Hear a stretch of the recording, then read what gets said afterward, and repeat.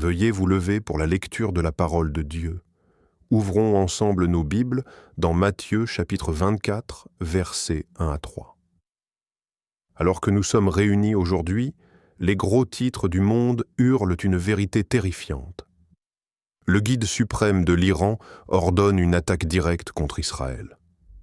La guerre entre l'Iran et Israël n'est plus une hypothèse. C'est une réalité imminente. Et ce que les journaux découvrent aujourd'hui, la Bible l'a prédit depuis 2600 ans. Le mystère dévoilé par la prophétie.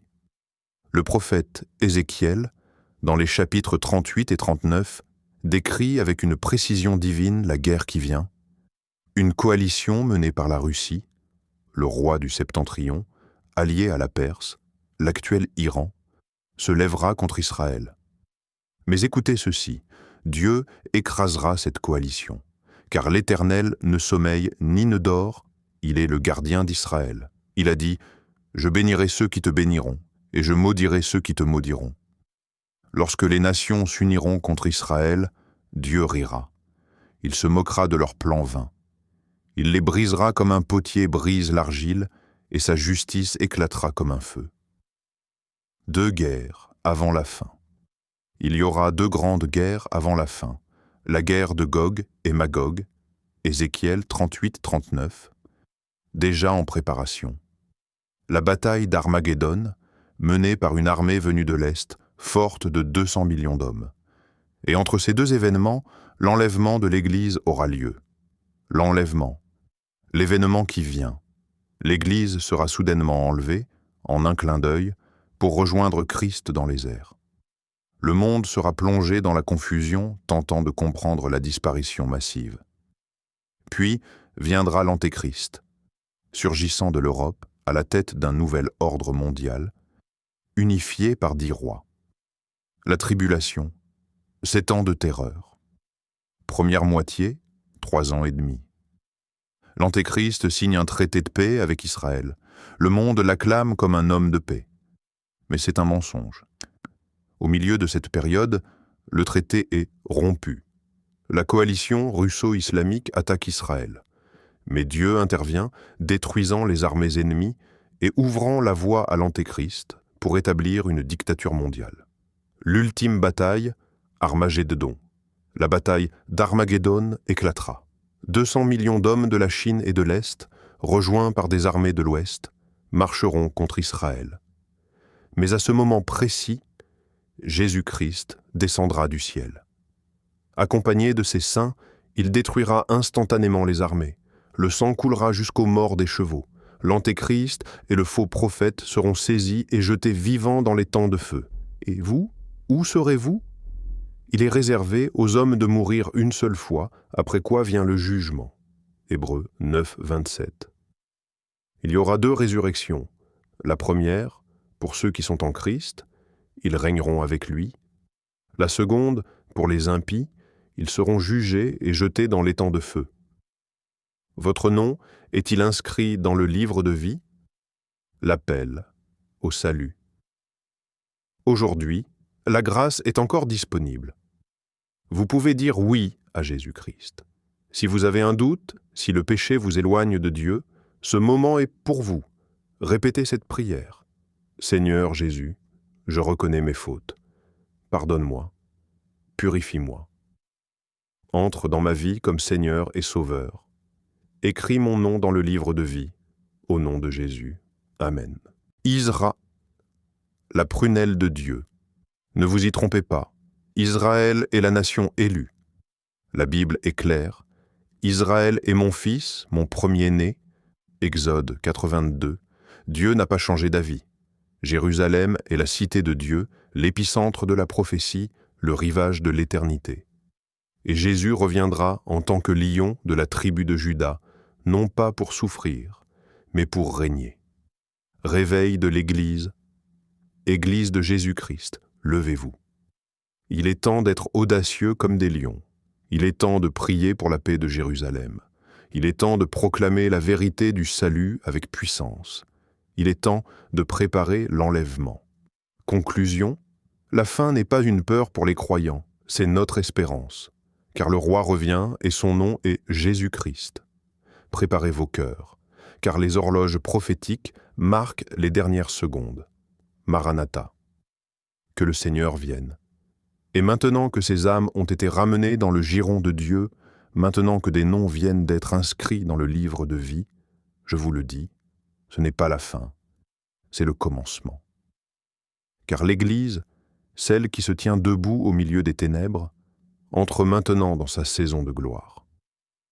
Une saison où les signes, les prodiges et les miracles ne seront plus l'exception, mais la norme. Une saison où les enfants de Dieu se lèveront dans l'autorité du nom de Jésus pour faire trembler les fondements de l'enfer. Levez les yeux, car la moisson est grande et les ouvriers sont peu nombreux. Mais vous êtes de cette génération qui portera le feu. Vous êtes de ceux qui ne se contenteront pas de parler de Dieu, mais qui révéleront sa puissance. Je vois une armée sainte se lever, une génération qui ne pliera ni devant le compromis, ni devant le politiquement correct, une génération qui proclamera sans honte que Jésus revient bientôt, qu'il n'y a de salut en aucun autre nom, et que tout genou fléchira devant le roi des rois. Préparez-vous, sanctifiez-vous, priez sans cesse. Car le roi est à la porte. Il ne vient pas comme l'agneau souffrant, mais comme le lion rugissant de Juda. Et lorsque les cieux se fendirent et que la trompette du Seigneur sonnera, ceux qui auront veillé, prié et marché dans la lumière seront enlevés dans la gloire. Ce sera soudain, ce sera glorieux, ce sera irréversible. Alors, je vous en supplie, frères et sœurs, ne vivez plus comme si ce monde était votre demeure, car nous sommes des pèlerins, des ambassadeurs du ciel.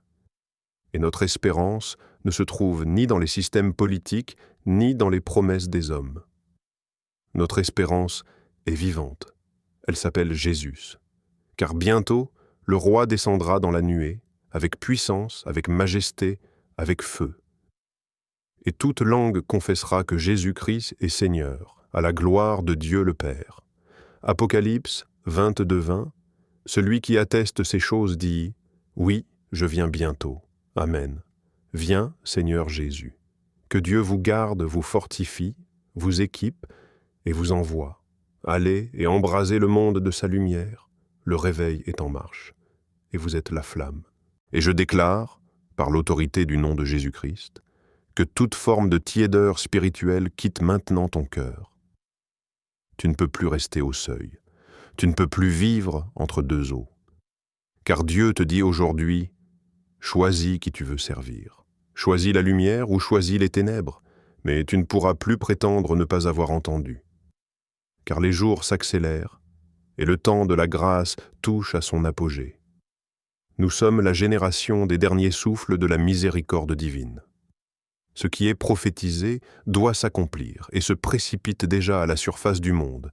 Guerre, rumeurs de guerre, famine, peste, apostasie, troubles spirituels, perversion morale, confusion des identités, persécution croissante. Mais l'Église glorieuse, elle, ne sera pas une Église effrayée. Elle ne fuira pas, elle ne se taira pas, elle brillera avec encore plus de clarté parce qu'au milieu des ténèbres, même une étincelle devient une flamme. Toi qui lis ou entends ces paroles, tu es appelé à être cette lumière. Tu es destiné à porter l'empreinte du Saint-Esprit. Tu es choisi pour être une voix dans le désert de cette génération. Et je vois dans l'esprit des milliers de jeunes se lever avec des bouches brûlantes de vérité. Des femmes revêtues de feu, marchant dans la délivrance. Des hommes simples mais puissants dans la prière, imposant les mains sur les malades et les voyant guérir. Des enfants prophétisant dans les rues. Des familles entières devenant des autels vivants pour la gloire de Dieu. Oui, je vois une armée en feu. Non pas armée de colère, mais de compassion. Non pas armée de violence, mais de sainteté. Une armée cachée dans les lieux secrets, nourrie par le jeûne, fortifiée par la parole, revêtue de l'armure de Dieu, car le Saint-Esprit ne cherche pas les parfaits, il cherche les disponibles. Il cherche les brisés, les oubliés, les rejetés, les insatisfaits du monde pour les remplir et les envoyer comme des flèches prophétiques dans les nations. C'est pourquoi je déclare, prépare-toi, sanctifie-toi, dispose-toi. l'autel est dressé. Le feu descend, la gloire s'approche. Et ce que tu croyais impossible deviendra visible. Le temps n'est plus au compromis, le temps n'est plus à l'indécision. Le royaume de Dieu est en marche, et rien ne l'arrêtera. Et maintenant, lève-toi, prie miesto, jeûne. Pousse le cri du réveil dans ta maison, car le ciel ne cherche pas des spectateurs. Il appelle des intercesseurs.